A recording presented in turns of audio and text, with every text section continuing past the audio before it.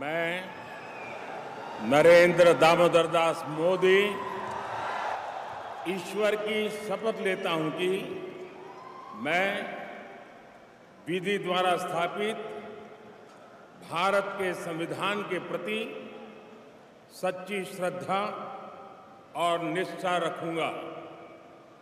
हमारी party Janata Dal United Bharatiya Janata party संसदीय दल के नेता आदरणीय श्री नरेंद्र मोदी जी को भारत के प्रधानमंत्री पद के लिए समर्थन देती है।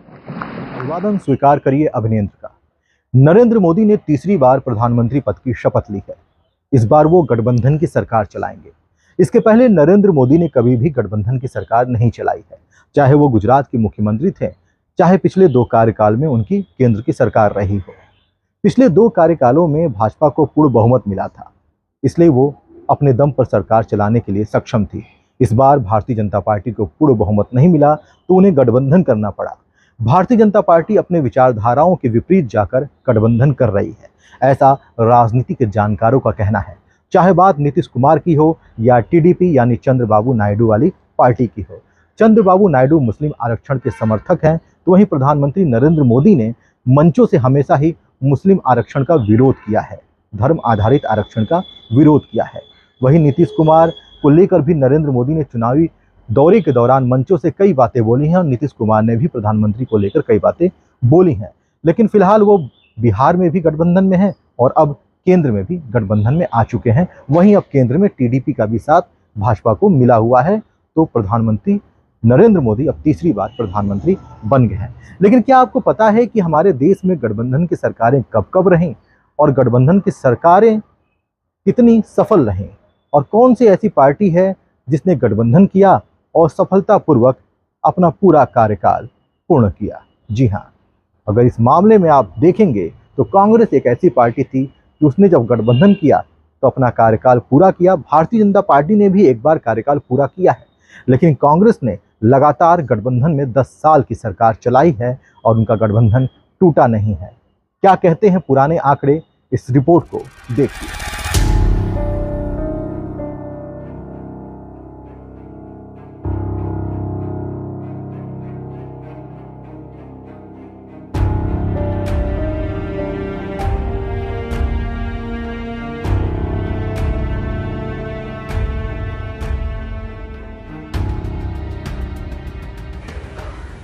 हमने मेहनत की, हम लोगों में गए, हमने संघर्ष किया है। पार्टी 365 दिन चलने वाली पार्टी है। ये कोई चुनाव में कुकर मुक्के की तरह से खड़ी होने वाली पार्टी नहीं। जनता दल के मित्रों के साथ मैं सत्ता में भी रहा हूं। कभी हम सत्ता के लोभ से गलत काम करने के लिए तैयार नहीं।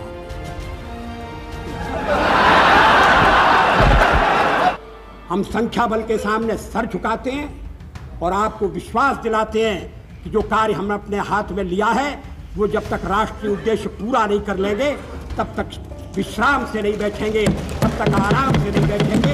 अध्यक्ष महोदय, मैं अपना त्यागपत्र राष्ट्रपति महोदय को देने जा रहा हूं।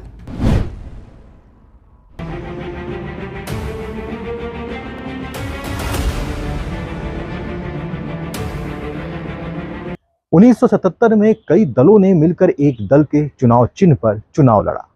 स्पष्ट बहुमत की सरकार बनी। यह देश की पहली गैर कांग्रेसी सरकार थी। जीत के बाद मोरारजी देसाई प्रधानमंत्री बने। मोरारजी के नेतृत्व में गठबंधन 2 साल तक चला, लेकिन वैचारिक मतभेदों के कारण जनता पार्टी टूट गई। सरकार के गृह मंत्री रहे चरण सिंह ने पार्टी से अलग होकर जनता पार्टी सेकुलर बनाई। कांग्रेस पार्टी के बाहरी समर्थन से चरण सिंह प्रधानमंत्री बने। यह देश में गठबंधन का पहला प्रयोग था। यह प्रयोग केवल 23 दिनों तक ही चला। 28 जुलाई 1979 को चरण सिंह सरकार ने शपथ ली। 20 अगस्त 1979 को जब नई सरकार को बहुमत के लिए संसद का सत्र बुलाया गया तो कांग्रेस ने चरण सिंह सरकार से समर्थन वापस ले लिया। बाद में उन्हें इस्तीफा देना पड़ा। हालांकि नए सिरे से चुनाव होने तक चरण सिंह कार्यवाहक प्रधानमंत्री के तौर पर पद पर बने रहे। इसके बाद 1980 में देश में पहली बार मध्यावधि चुनाव हुए। जिसमें जीतकर इंदिरा गांधी के नेतृत्व में कांग्रेस सत्ता में वापस आई।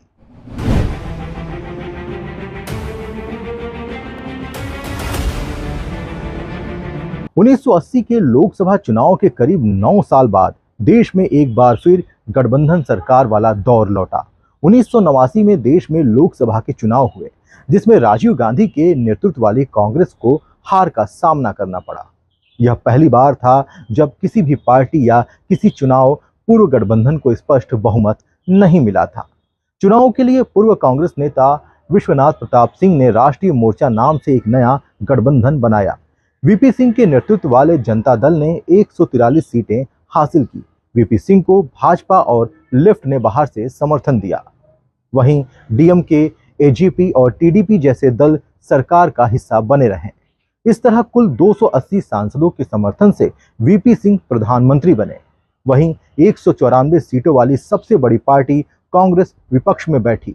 वीपी सिंह की यह सरकार 1 साल भी नहीं चल सकी। 1990 में वह वक्त था जब अयोध्या में राम मंदिर के लिए आंदोलन चरम पर था। इसी आंदोलन के दौरान भाजपा के सबसे बड़े नेता लाल कृष्ण आडवाणी को अयोध्या में राम मंदिर बनाने के लिए देशव्यापी यात्रा निकालनी पड़ी। इस दौरान उन्हें बिहार के समस्तीपुर में गिरफ्तार कर लिया गया था। इसके बाद भाजपा ने वीपी सिंह सरकार से अपना समर्थन वापस ले लिया। इस सियासी घटनाक्रम के बाद एक और गठबंधन सरकार बनाने की कवायद हुई। इसी कड़ी में राष्ट्रीय मोर्चे का हिस्सा रही जनता दल 2 धड़ों में बंट गई। जनता दल के वरिष्ठ नेता चंद्रशेखर नवंबर 1990 में कांग्रेस पार्टी के बाहरी समर्थन से वीपी सिंह के बाद प्रधानमंत्री बने। चंद्रशेखर की सरकार भी चंद महीनों बाद ही गिर गई। 1991 में नए सिरे से आम चुनाव कराए गए, जिसमें कांग्रेस फिर से सबसे बड़ी पार्टी बनकर उभरी। चुनाव नतीजों के बाद कांग्रेस नेता पीवी नरसिम्हा राव जनता दल के बाहरी समर्थन से प्रधानमंत्री बने। इस चुनाव में कांग्रेस को 244 सीटें मिली और वह बहुमत के आंकड़े से दूर रह गई। नरसिम्हा राव ने 5 साल तक अल्पमत की सरकार चलाई।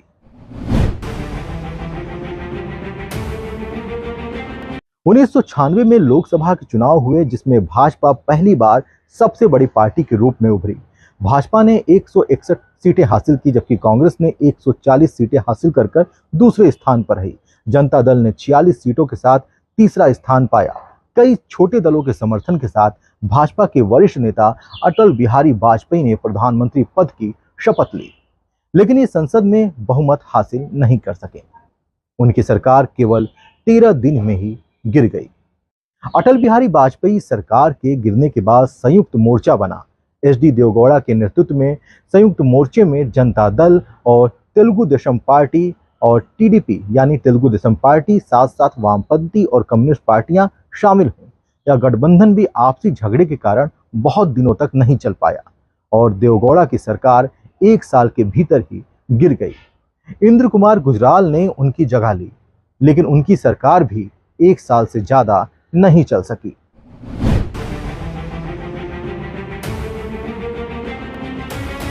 उन्नीस के लोकसभा चुनाव में देश ने एक बार फिर एक गठबंधन सरकार बनाई।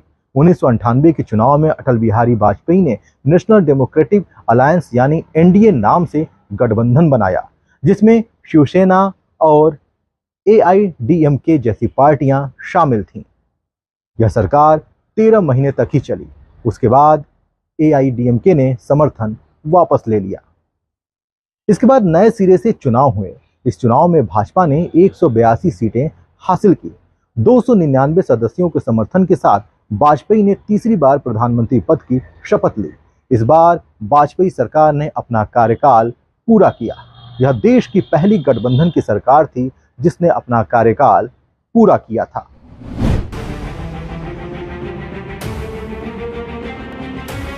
अपना कार्यकाल पूरा करने के बाद 2004 में एनडीए को झटका लगा। इन चुनाव में सोनिया गांधी के नेतृत्व में कांग्रेस सबसे बड़ी पार्टी बनकर उभर गई। इसके बाद संयुक्त प्रगतिशील गठबंधन यानी यूपीए नाम से देश में एक नया गठबंधन बना।